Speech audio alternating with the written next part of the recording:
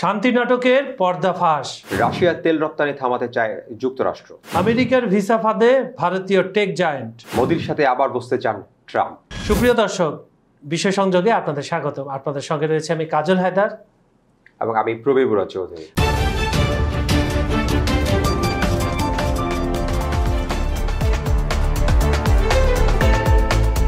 প্রবীরদা, আমাদের অনুষ্ঠানে আমাদের এবং দর্শকদের তরফ থেকে আপনাকে স্বাগত জানাচ্ছি। দর্শকদের কথা বলেছি, দর্শকদের কমেন্ট আমি একটু চট্ট পড়ে আসি। দীপক দাস নামে আমাদের দর্শক লিখছেন, আপনাদের অনুষ্ঠান খুব ভালো লাগে, ধন্যবাদ আপনাকে। তাহিরুল ইসলাম নামে আমাদের আরেক দর্শক লিখছেন, শুনুন, ইরানকে ছেড়ে দিতে বলেছেন ট্রাম্প, পুতিন রাজি হননি, তাই মিটিং হয়নি। উনি এটা উল্টাভাবে দিয়েছেন। আমরা যতটুকু জানি পুতিনই ট্রাম্পকে বেশি সাপোর্ট করে। ওনার উত্তর এইভাবে দিলাম আমরা। আসল ঘটনাটা হচ্ছে পুতিন হচ্ছে ইরানের সাথে আছে আর ট্রাম্প মাঝখানে খেলে। আচ্ছা, এমডি দেলার হোসেন নামে বারুদের উপর বসে আছে Ukraine, America, Israel, UK, third world war, army, China supporter. উনি একটা তার ব্যক্তিগত মতামত জানেন, ধন্যবাদ আপনাকে। আফসার উদ্দিন নামে আরেক দর্শক লিখছেন, বড় weapon, money for war, ignoring satisfaction with a neighbour, how country people allow this and becoming refugee and destroying of country is not any politician or diplomat there. উনি খুব সুন্দর কথা বলেছেন। আপনার আরেকজনের ধার করা অস্ত্র দিয়ে, ধার করা প্রযুক্তি দিয়ে আপনি যুদ্ধ কি করবেন? আপনার দেশের মানুষই এখন ক্ষতিটা আসলে ইউক্রেনই যত বোঝা, তাদের দেশের নাগরিক তো এখন রিফিউজি হয়ে গেছে বিভিন্ন দেশে, ইউরোপের বিভিন্ন কান্ট্রিতে, তারা পোল্যান্ডে দিতে হচ্ছে। ধন্যবাদ আপনাকে, আপনি খুব সুন্দর কমেন্ট করেছেন। তোহা নামে আরেক দর্শক লিখছেন, বিশ্বজিৎ ভাইয়ের আলোচনা দারুণ লাগে, আমি ওনার কাছে বক্তব্যটা পৌঁছে দেবো, ধন্যবাদ আপনাকে। আর বাদল চক্রবর্তী নামে আমাদের সর্বশেষ দর্শক, উনি লিখেছেন, ইউক্রেন কেন আমেরিকার পাতা ফাঁদে পা দিল? ইউরোপীয় ইউনিয়ন তাকে সাহস জুগিয়েছে, আমেরিকা চায় ন্যাটো সম্প্রসারণ। আজ কি অবস্থায় পৌঁছে গিয়েছে পুতিন, ট্রাম্প এবং ইউরোপীয় ইউনিয়ন? উনি একটা বিগ কোয়েশ্চেন মার্ক। আপনার প্রশ্নটা খুব সুন্দর, সময় সাপেক্ষ। আমরা আপনার এই প্রশ্ন নিয়ে আমরা নিশ্চয়ই 2-3 দিন পর একটা আলোচনা করব। ধন্যবাদ আপনাকে দাদা। ম্যাক্সিমাম তো দেখলেন দর্শকদের, ইরান, ভারতও আছে কিছু, তারপর আপনার পুতিন, মার্কিন যুক্তরাষ্ট্র, ইউক্রেন, সব কিছু নিয়ে। তো আমরা আজকে কোন আলোচনা আগে করতে চাই? আমার কাছে মনে হচ্ছে রাশিয়ার, যেহেতু ম্যাক্সিমাম দর্শক এখানে আবার রাশিয়া এবং ইউক্রেন এবং যুক্তরাষ্ট্রের যে চলমান যে যুদ্ধ এবং এটা নিয়ে যে শান্তি যেটা পথে যে এগোচ্ছিল, আবার থেমে গেল, আবার এগোচ্ছে, আবার থেমে গেল, এবং সর্বশেষ যে মিটিংটি হওয়ার কথা ছিল সেই মিটিংটিও যখন এক ধরনের থেমে গেল, সেই বিষয়টা নিয়ে আমরা আসলে আচ্ছা, তার আগে আপনি তো জানেন যে গতকাল রাত থেকে একটা নিউজ সব পোর্টালে আসছে, সেটা হচ্ছে রাশিয়ার 2টা বৃহৎ কোম্পানি, একটা হচ্ছে রসনেফট আর একটা হচ্ছে লুকওয়েল, নতুন করে নিষেধাজ্ঞা আরোপ করেছে যুক্তরাষ্ট্র। এটা নিয়ে কিছুটা বলেন, তারপর মানে এটা হচ্ছে ক্রমাগত যে নিষেধাজ্ঞা বাড়ছে যে রাশিয়ার উপরে। আমরা জানি যে রাশিয়ার তেলটা হচ্ছে নিয়ে মানে পশ্চিমা বিশ্বের অনেকগুলো টেনশনের জায়গা। রাশিয়ার তেলটা, খনিজ তেলটা, যে পরিশোধিত এবং অপরিশোধিত দুইটাই নিয়ে, এবং তার প্রাকৃতিক গ্যাস, এটা নিয়ে আসলে খুব বেশি টেনশনে আছে। এবং বলা হয়ে থাকে রাশিয়া এই যুদ্ধে টিকে থাকা এবং রাশিয়া এই যুদ্ধকে পরিচালিত করার পিছনে যে যত ধরনের শক্তি আছে, যত ধরনের অর্থনৈতিক যে সঞ্চয়, তার যে শক্তিগুলো আছে, সেই শক্তিগুলো মূল তেল থেকে। এখন বিষয়টা হচ্ছে এই কারণে আপনি দেখবেন সবগুলো ট্রাম্প প্রশাসনের যত রাগ, কিন্তু রাশিয়া কেন্দ্রিক যত রাগ কিন্তু এই তেলকে ঘিরে। যেমন রাশিয়ার তেল যারা কিনছে তাদের উপর তার শুল্ক বেড়ে যাচ্ছে, তাদের ঘোষিত শুল্ক, নিষেধাজ্ঞা, অনেক কিছু বেড়ে যাচ্ছে। তাদের এই মানে দেখা যাচ্ছে এই তেলকে কেন্দ্র করেই মোটামুটি ট্রাম্প প্রশাসন, একদিকে তো যুদ্ধ চলছেই, হ্যাঁ, এই রাশিয়ার তেল কারা কিনছে, রাশিয়ার তেল কাদের কাছে যাচ্ছে, পুরো বিষয়টাকে নিয়ে তারা মানে একটা চিন্তার মধ্যে আছে। এবং প্রায় প্রতিটি নিষেধাজ্ঞার ক্ষেত্রে কিন্তু তেলটা সম্পর্কিত দেখা যাচ্ছে। হ্যাঁ, এই লাস্ট যেটা করলো যে নতুন করে তেল কোম্পানি, সর্ববৃহৎ যে তেল কোম্পানি রাশিয়ার, সেই দুটোর উপর তারা নিষেধাজ্ঞা দিয়েছে। আমেরিকার ধারণা হচ্ছে এই দুটো তেল কোম্পানির আসলে মানে এক ধরনের বাণিজ্যিক যেই ওরা এটাকে বলছে বাণিজ্যিক ধরনের আগ্রাসন বা বাণিজ্যিক যেই পৃথিবী জুড়ে যে তাদের যেই আমরা জানি কিছু আগে আমরা আলোচনা করেছিলাম যে তারা তেলগুলো কিভাবে তৃতীয় পার্টির মাধ্যমে এই সবকিছুই মনে করছে এই পিছনে এই দুটা দেশি কোম্পানির একটি হাত রয়েছে এবং এই জন্যই তাদের নজরে পড়েছে এবং মোটামুটি এটা বলা যায় তাদের এটা কিন্তু নতুন না, এটা এই ধরনের আগেও দিয়েছিল, কিন্তু এই কোনো নিষেধাজ্ঞা আসলে দেখা যাচ্ছে রাশিয়ার বিরুদ্ধে একটা নিষেধাজ্ঞা দিতে নিয়ে তার পাল্টা আরেকটি পথ তৈরি করছে। এটা আসলে খুব একটা কার্যকর হয়নি এখনো পর্যন্ত, যদিও নতুন করে একটা নিষেধাজ্ঞা দিল। এটা মানে দেখা যাক এই বিষয়টা কোথায় গিয়ে দাঁড়ায় আসলে। আচ্ছা, আমরা জানতাম যে ইউক্রেনকে যখন টমাহক ক্ষেপণাস্ত্র দিবে না বললো আপনার ট্রাম্প, ওই বৈঠকটা অনেক ধরনের কথা হয়েছে, অনেক ধরনের কথা আসতেছে, আপনার কিছু ছাড় দিয়ে হলো এবং যে ভূমিগুলো হারিয়েছে ইউক্রেন সেগুলো ছাড় দিয়ে হলো, সরাসরি হুমকি দিছে জেলেনস্কিকে ট্রাম্প যে তুমি যুদ্ধবিরতি করো আর তোমাকে টমাহক আপাতত দেওয়া হবে না। এটার পরপরই দেখলাম যে এটা হয়েছিল যে পুতিনের সাথে গত শুক্রবার 2.5 ঘন্টা ফোন আলাপের পর পুতিন ফোন দিয়েছিলেন। এরপর আমরা সবাই ভাবছিলাম আকবরিয়া হাঙ্গেরি নিজ থেকে বলে যে আমাদের বুদাপেস্টে একটা বৈঠক হবে। এটা নিয়ে আমরা অবশ্য গতকাল অনুষ্ঠান করেছি। আমার প্রশ্নটা আপনার দিকে যেটা হচ্ছে, ট্রাম্প তো বলেছে এই মুহূর্তে আলোচনার প্রয়োজন নেই, আপাতত না। রাশিয়াও এক ধরনের কথা বলেছে। আর ইউক্রেন ইস্যুতে তো দ্বিধা বিভক্তি আছে, যেটা আমি বললাম যে জেলেনস্কির সাথে যে বৈঠকটা হয়েছে এটা আবার ওই প্রথম বৈঠকের মতো যে আপনার ডিনার না করে বের করে দিয়েছিল সেই টাইপেরই কিছুটা হয়েছে, অতটা দেখেনি। সীমারেখাটা আসলে মেনে নিতে পারছে। হ্যাঁ, আর ওইটার প্রতিশ্রুতিতে এখন বন্ধ হয়েছে। রাশিয়া কিন্তু এখানে আবার নতুন একটা মিসাইল লঞ্চ করেছে। রাশিয়ার শক্তি প্রদর্শন, বৈঠক থেমে গেল, ইউক্রেনের প্রেসিডেন্টের সাথে ট্রাম্পের মানে বাদানুবাদ কড়াকড়ি, এই বিষয়গুলো আপনি কি করে দেখছেন? আর শান্তি উদ্যোগটা তো মোটামুটি অনিশ্চিত হয়ে গেল। ভেস্তে আমি বলবো না, কারণ হচ্ছে ট্রাম্প আবার কখন কি বলে, আবার একটা ডেট ইস্যু হয় কিনা, এই নিয়ে আপনি কিভাবে, আপনার দৃষ্টিভঙ্গিটা কি? আসলে এখানে আমরা আসলে যুদ্ধ যতদিন যাবৎ শুরু হয়েছিল, যখন শুরু হয়েছিল তখন কিন্তু ট্রাম্প ক্ষমতায় ছিলেন না। তখন ছিল ইউক্রেন, রাশিয়া, যুক্তরাষ্ট্র, এই এক ধরনের একটা আমরা দেখতাম যে কমন সিনারিও, কমন একটা ডেভেলপমেন্ট, মানে এক পক্ষ আক্রমণ করে যাচ্ছে, রাশিয়া আগ্রাসন চালিয়ে বা নিয়ে যাচ্ছে, অংশ নিচ্ছে, তার বিভিন্ন জায়গা দখল করছে। কিন্তু ট্রাম্প ক্ষমতা আসার পর, বিশেষ করে এই বছর ক্ষমতায় আসার পর, মানে এটা কি বলে যে আসলে আপনার প্রতি 1 মাস পর বা 20 দিন পর 25 দিন পর ট্রাম্প তার পজিশন চেঞ্জ করছেন, ট্রাম্প তার বক্তব্য চেঞ্জ করছেন, ট্রাম্প নতুন কথা বলছেন, ট্রাম্প নতুন ভাবে কখনো দেখা যাচ্ছে জেলেনস্কিকে তিনি মানে খুব ধমকে সুরে কথা বলছেন, কখনো আবার বুকে টেনে নিচ্ছেন, আবার ধমকে সুরে কথা বলছেন। আমি খুব কনফিউজড এই কারণে যে ট্রাম্পকে নিয়ে আসলে পুতিন এবং জেলেনস্কি আসলে কি ভাবেন। কারণ দেখা যাচ্ছে যখন জেলেনস্কি গিয়ে পুতিনের বিরুদ্ধে অভিযোগ করছেন তখন ট্রাম্প খেপে গেলেন। আবার সেই ট্রাম্পই কিন্তু আবার পরবর্তী বলছে না আমি মানে ইউক্রেনের পক্ষে, ইউক্রেনকে অস্ত্র সহযোগিতা সাহায্য যেগুলো দিচ্ছে, এই যে তার যে ক্রমাগত তার যে দিনের মানে প্রতি কিছুদিন পরপরই যে তিনি অবস্থান পরিবর্তন করছেন, এটা আসলে কিন্তু বোঝা খুবই মুশকিল। 2 নম্বর বিষয় হচ্ছে এখানে আপনি যেটা বলছেন যে ট্রাম্পের এই অবস্থানটা আসলে সম্পূর্ণ ধরনের বিপরীতে, মানে ট্রাম্পের বিপরীতে গিয়ে পুতিনকে আমরা যদি দেখি, তিনি একটা জায়গায় দাঁড়িয়ে আছেন শুরু থেকে এবং উনি আমার কাছে কেন জানি মনে হচ্ছে যে সবাইকে উনি নাচাচ্ছেন, মানে উনি সবাইকে বিব্রত করছেন, সবাইকে নাচাচ্ছেন, এবং ট্রাম্প যে দিনে দিনে প্রতিদিনই তার পজিশন চেঞ্জ করছেন, এইটাও এক ধরনের আসলে পুতিনের, আমার কাছে আমরা একঘরে বলবো পুতিনের এক ধরনের মানে একদম নিজেকে একটা জায়গায় বোল্ডলি স্ট্যান্ড করে রাখার পিছনে তার শক্ত অবস্থানের কারণে ট্রাম্প আসলে কেন জানি খেয়ে হারিয়ে ফেলছেন। ট্রাম্প কেন জানি আসলে নিজেকে ওই জায়গায় নিজের পজিশনে ধরে রাখতে পারছেন। এটা কি তার ব্যর্থতা না কৌশল, এটা আসলে এখনো ক্লিয়ার না।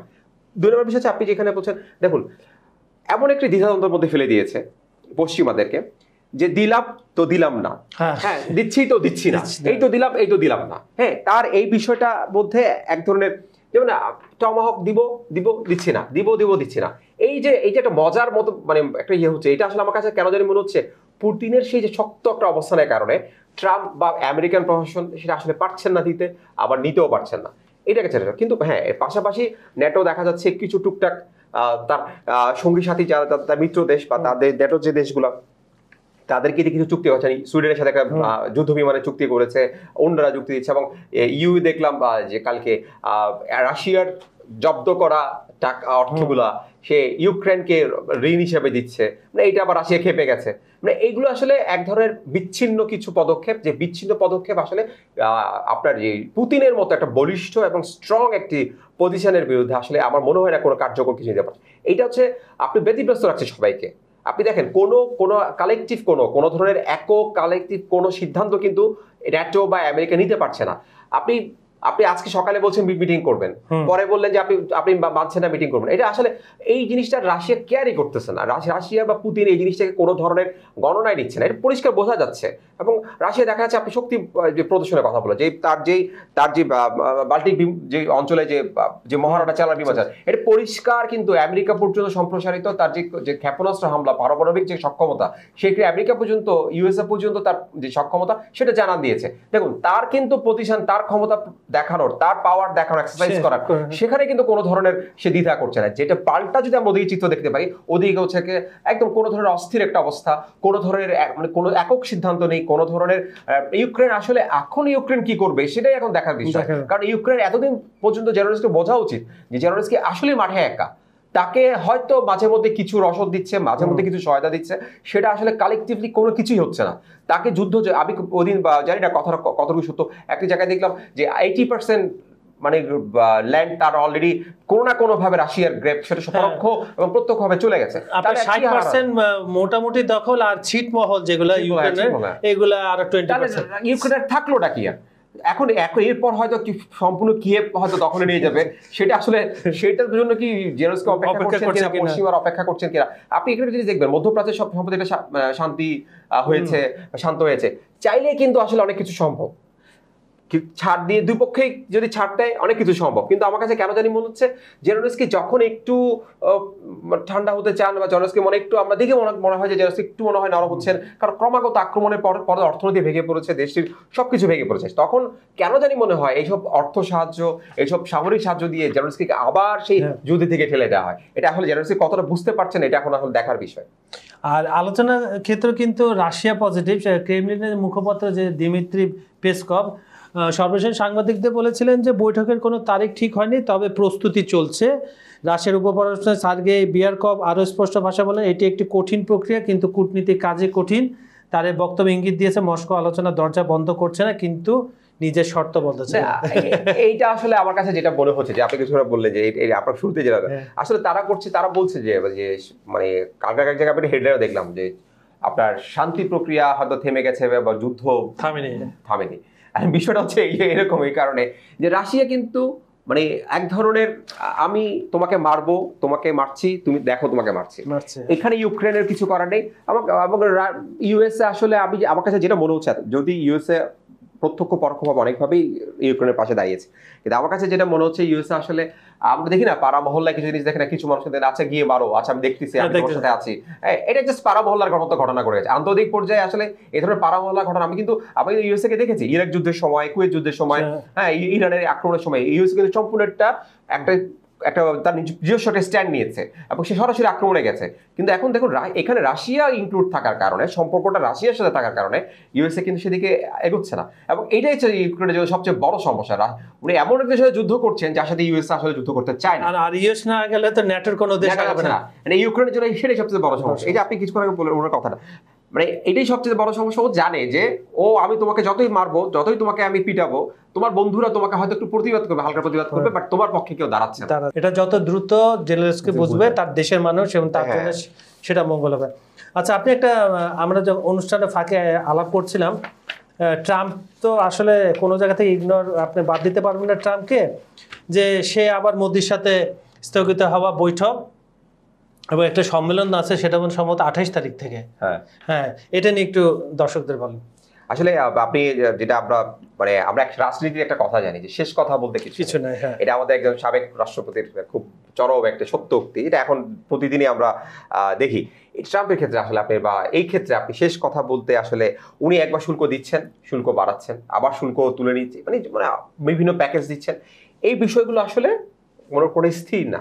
এখন সমস্যা হচ্ছে উনি তো ইউক্রেন রাশিয়ার ব্যাপারেও স্থির না, তার মানে ওনার ক্যারেক্টারটা এখন আপনার কি মনে আছে আপনার ট্রাম্পের প্রথম দফা এত তো অস্থির উনি ছিলেন না? এত অস্থির ছিলেন না আসলে।